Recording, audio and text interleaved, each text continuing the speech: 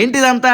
ఎవరు వీళ్ళంతా? అసలు నాకెందుకు సన్మానం చేస్తున్నారా అని చూస్తున్నారా? అక్టోబర్ 2 గాంధీ జయంతి రోజున మా ఊర్లో ప్రవీణ్ అనే ఒక చక్కని కార్యక్రమం అయితే ఏర్పాటు చేశారు. ఈ రోజుల్లో ఎవరి టాలెంట్ వాళ్ళు గుర్తించడమే కష్టం అనుకుంటే, అలాంటిది మా టాలెంట్ ని అన్ని గుర్తించి మేము ఇంకా మంచి స్థాయికి ఎదగాలని మా టాలెంట్ ని ఎంకరేజ్ చేస్తూ సన్మాన కార్యక్రమం అయితే ఏర్పాటు చేశారు. అండ్ అదైన తర్వాత పేదవాళ్ళకి దుప్పట్లు పంపిణీ చేసి వాళ్ళ మనసును కూడా గెలుచుకున్నారు. మనం బాగుంటేనే చాలు అనుకునే ఈ రోజుల్లో మనకంటే బాగా పక్క వాళ్ళు బాగుండాలి, బాగుపడాలి అనుకునే ప్రవీణ్ అనికి థ్యాంక్ యూ అనియా. Thank you so much. Thank you for your love and support.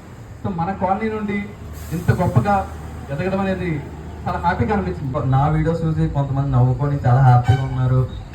మాకు ఏదైనా కష్టం వచ్చినా బాధ వచ్చినా మీ వీడియోస్ చూడగల మాకు చాలా రిలీఫ్ ఉంటుందంటే నాకు చాలా హ్యాపీగా అనిపించింది.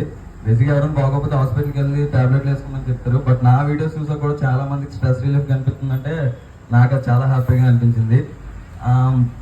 అండ్ చాలా మంది పక్క వాళ్ళ కోసం కోరుకుంటారు బాగుండాలి బాగుపడాలి అని, కానీ మనకంటే బాగుండాలి బాగుపడాలి అని ఎవరు కోరుకోరు.